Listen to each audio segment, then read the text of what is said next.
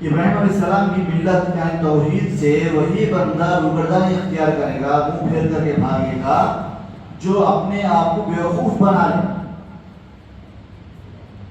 سورہ بقرہ کی شروع کی آیتوں میں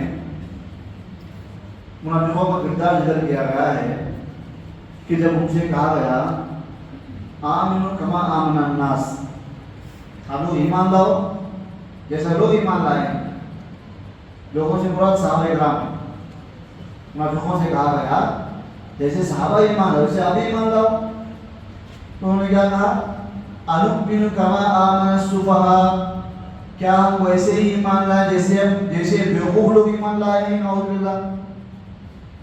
تو انہوں نے ایمان لانے کو بیوقوفی قرار دی اور صحابہ کے بارے میں کہا کہ جیسے یہ بیوقوف ایمان لائے ہم ویسے ایمان لائے۔ تو قرآن مجید نے جواب دیا الا انہم هم السفہاء، اصل بیوقوف تو آپ لوگ ہو، اصل بیوقوف تو آپ لوگ ہو۔ ٹیمپرری زندگی میں اگر کوئی بندہ ایمان لاتا ہے، توحید کا اقرار کرتا ہے، اس کے بدلے اس کو یہ دیا جائے کہ ہمیشہ کی جنت اس کے لیے ہو آخرت میں، اور ابدی جہنم سے اس کو چھٹکارا ملے، ہمیشہ کی جہنم سے چھٹکارا پانے کے لیے، ہمیشہ کی جنت داخل ہونے کے لیے جو چیز انسان دنیا میں کرنا چاہے وہ بیوقوفی ہے یا عقل مندی ہے؟ سوچنے کی بات ہے۔ اسی لیے دنیا کی تمام چیزوں سے ناواقف ہونے کے باوجود بھی کوئی بندہ مسلمان ہے، توحید والا ہے، وہ سب سے بیسٹ پرسن ہے دنیا کے اندر، اگرچہ کہ اس کو دنیا کا کچھ معلوم نہیں ہے۔ اس کے مقابلے میں ایک انسان دنیا سے کچھ جانتا ہے، کمانا اسے معلوم ہے، گھر بنانا اس کو معلوم ہے، اس کے تعلقات لوگوں سے ہیں، وہ اپنی گلی کے محلے کا لیڈر ہے، وہ اپنی اسٹیٹ کا لیڈر ہے، اگرچہ وہ BJP کیوں نہ ہو، اگر وہ توحید کی دولت سے محروم ہے تو اس مسلمان سے بدتر ہے جو دنیا نہ جان کر بھی آخرت کا جان لیا ہے۔ اللہ اکبر، یہ توحید کی دولت ہے۔ افسوس کی بات یہ ہے کہ ماڈرن زمانے سے متاثر ہو کر، دیگر کلچر سے متاثر ہو کر بعض جاہل قسم کے مسلمان اس توحید کی دولت کو، اپنے آپ کو مسلمان ہونے کو وہ سمجھتے ہیں یہ کیا پابندی اسلام کے اندر ہے، یہ حرام ہے، وہ حلال ہے، نماز پڑھنا ہے، روزے رکھنا ہے، زکوٰۃ نکالنا ہے، داڑھی رکھنا ہے، فلاں فلاں فلاں۔ اسلامی تعلیمات وہ لوگ وہ سمجھ رہے ہیں اور یہ سمجھ رہے ہیں ہم مسلمان ہیں تو بدنصیب نعوذ باللہ۔ اسلامی تعلیمات کسی کے اوپر بوجھ نہیں ہے، یہ پابندیاں انسان کی رحمت ہیں، پابندیاں انسان کے لیے رحمت ہیں۔ اس رحمت کو جو لوگ سمجھ گئے وہ تمام تر آزادیوں سے بھاگ کر اسلام میں آئے ہیں، اپنی پراپرٹی چھوڑ دیے، خاندان چھوڑ دیے، جاب نوکری چھوڑ دیے، محلے والوں کو چھوڑ دیے، سب کچھ چھوڑ دیے اسلام میں آ گئے۔ انہیں معلوم یہ ہوا ہے، انہیں یقین ہوا ہے کہ پابندیوں میں ہی رحمت ہے، یہ پابندیوں میں ہی کامیابی ہے، یہ پابندیوں میں ہی ہمارے روکنے کا نجات ہے۔ لیکن جہالت کا ایسا زور چل رہا ہے کہ جن لوگوں کا مسجدوں سے نہیں ہے، مدرسوں سے نہیں ہے، ایک معاشرے سے ان کا تعلق نہیں ہے، مسلمانوں سے ان کا تعلق نہیں ہے، علماء سے ان کا تعلق نہیں ہے، سمجھ لیں کہ اسلام ہمارے لیے بوجھ ہے، توحید ہمارے لیے پابندی ہے، ہمارے لیے رکاوٹ ہے۔ وہ ایک سجدہ جسے تو گرا سمجھتا ہے، گرا کا معنی بوجھ، وہ ایک سجدہ جسے تو گرا سمجھتا ہے، ہزار سجدوں سے دیتا ہے آدمی کو نجات۔ ایک اللہ کے آگے جھکنے والے بن جاؤ، تمام نامدار باتیں سب چھٹی مل جائے گی آپ کو جھکنا بھی نہیں آپ کو۔ اگر آپ ایک کے آگے اپنے جھکائیں گے، ہزار نہیں، لاکھ نہیں، کروڑ نہیں، سب کے آگے آپ کو جھکنا پڑے گا، آپ کسی کو خوش نہیں کر سکتے اس میں۔ یہ توحید کی دولت ہے، یہ توحید کا سرمایہ، اس کی بات کرنا ہماری ذمہ داری ہے۔ اس کے لیے جو میں بتاتا ہوں، پہلی بات یہ ہے ہم سب سے پہلے یہ طے کر لیں کہ ہم آخری دم تک اللہ رب العالمین سے دعا کریں کہ اللہ تعالیٰ ہم کو موت تک ایمان پر باقی رکھے۔ یہ دعا کرنا، ربنا آمنا فاغفر لنا ذنوبنا وكفر عنا سيئاتنا وتوفنا مع الأبرار۔ اے ہمارے رب، ہم ایمان لائے تو ہمارے گناہ کو بخش دے اور تو ہمارا حشر نیک لوگوں میں کر دے۔ ہے کوئی انسان جو کسی نبی کے تعلق سے شک کرے کہ وہ شرک کرے گا؟ کیا دعا ہے انبیاء کی؟ یوسف علیہ السلام نے اللہ سے دعا کی توفنی مسلمان، اے اللہ مجھے اسلام کی حالت میں وفات دے، اسلام کی حالت میں وفات دے۔ توحید کی دولت کو جو انسان سمجھتا ہے، اس سرمایہ جو انسان قدر کرتا ہے، وہ اللہ سے یہ بھی مانگتا ہے کہ میرا خاتمہ اسی طرح کے اوپر ہو، میری موت اسی حالت میں آئے۔ یعقوب علیہ السلام، ابراہیم علیہ السلام اپنی موت سے پہلے اپنے بچوں کو بلاتے ہیں، وصیت کرتے ہیں یا بنی ان اللہ اصطفیٰ لکم الدین فلا تموتن الا وانتم مسلمون، اے میرے بچوں تمہاری موت اسلام کی حالت میں آنا چاہیے۔ اپنی توحید کی فکر کے ساتھ اپنے اہل و عیال کی توحید کی فکر کرنا، ان کی ایمان کی فکر کرنا ہماری ذمہ داری ہے، یہ ہماری ذمہ داری ہے۔ یہ توحید ایسی دولت ہے جسے مل جائے وہ دنیا کا سب سے بہترین آدمی ہے، جو اس سے محروم ہو جائے تو دنیا کا سب سے بدتر آدمی ہے۔ قرآن نے کہا اولئک هم شر البریہ، جو لوگ کفر اختیار کیے وہ سب سے بدتر مخلوق ہیں۔ ان الذين امنوا وعملوا الصالحات اولئک هم خیر البریہ، جو لوگ ایمان لائے اور نیک اعمال کیے وہ دنیا کی سب سے بہتر مخلوق ہیں۔ اور دولت اسی کو ملے گی جو اس دولت کو تلاش کرتا ہے، جو یہ سمجھتا ہے کہ جنت چاہیے، کہ جہنم سے بچنا ہے، اور جو یہ سمجھے گا کہ مجھے جنت نہیں چاہیے اس کو دولت نہیں ملنے والی۔ دنیا کہاں سے کہاں چلے گی ترقی کرتے ہوئے؟ ابھی قریب میں چندران-3 چاند پر جا کر چاند پر پہنچ چکا ہے۔ دنیا کی ترقی کے مطابق ان کے لیے کتنا آسان ایمان لانا، اللہ پر ایمان لانا، بس وہ کیا ہوگی؟ ایک نیچر ہے، ایک ٹیکنالوجی ہے، ترقی کا دور ہے، یہ یونیورس ہے، ختم۔ اس کے مقابلے میں ایک عام بندہ، ایک عام انسان کھیت میں کام کرنے والا، کھیتی باڑی کرنے والا جب بیج ڈالتا ہے کھیت کے اندر، زمین کے اندر بیج اٹھتی ہے تو غور و فکر کرتا ہے ایک دانہ میں نے ڈالا ہے، اس کو 10 20 70 100 دانے کہاں سے آئے؟ دینے والا کون ہے؟ کوئی ایمان لاتا ہے اللہ کے اوپر، اللہ کے اوپر ایمان لاتا ہے۔ یہ سائنسی میدان میں ترقی کر کے ساری دنیا کو اپنی تحقیقات سے فائدہ اٹھانے والے سے بہتر ہے یہ آدمی جو باہر تو کہیں نہیں گیا، سفر کہیں نہیں کیا، لیکن اپنے آپ میں فکر کیا اور اپنے بارے میں سوچا، مخلوقات کے بارے میں سوچا، غور و فکر اور ایمان لے آیا، اس کو ایمان مل گیا، اس کو توحید مل گئی۔ اس کو اللہ تعالیٰ مجھے اور آپ کو اس دولت سے نوازا ہے کہ نہیں؟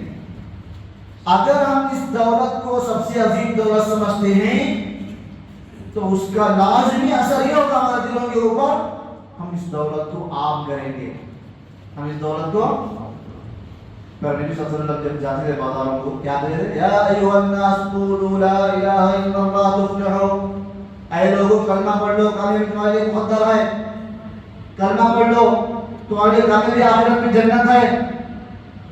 سب کی دعوت ہے، قرآن نے کہا یا ایھا الناس اعبدوا ربکم الذی خلقکم والذین من قبلکم لعلکم تتقون، اے لوگوں تم بندگی کرو اپنے رب جس نے تم سے پہلا اور پیدا کیا تاکہ تم جہنم سے بچ جاؤ۔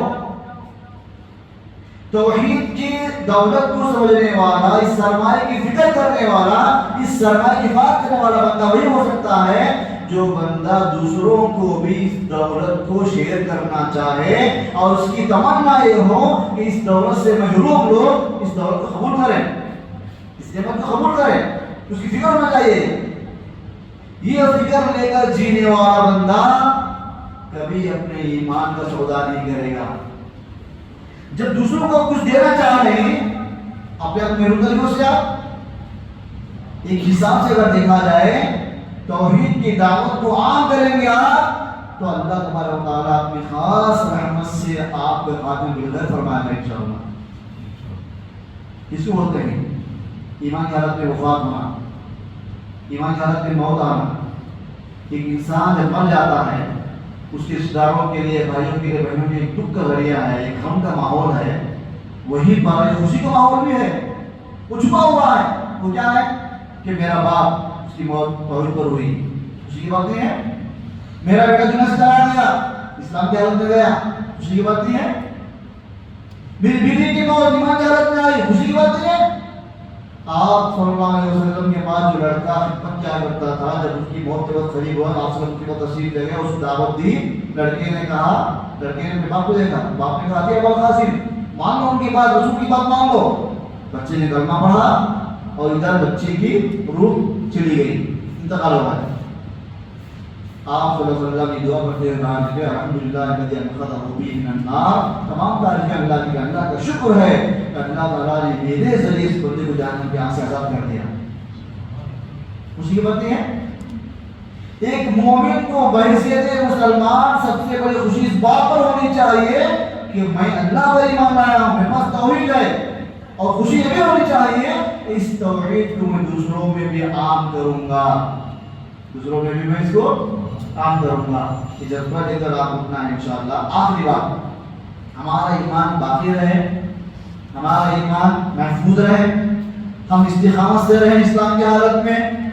یہ چیزیں پیدا ہونے کے لیے اس طرح کے کورسز آپ کے لیے زندگی میں ریڈ کر کے انشاءاللہ جب آپ علماء سے ملیں گے، ساتھ بیٹھیں گے، کلاس سنیں گے، درس سنیں گے، آپ محاضرے سنیں گے ان کے، آپ سمجھ میں آئے گا توحید کتنی بڑی نعمت ہے، شرک کتنی خطرناک چیز ہے.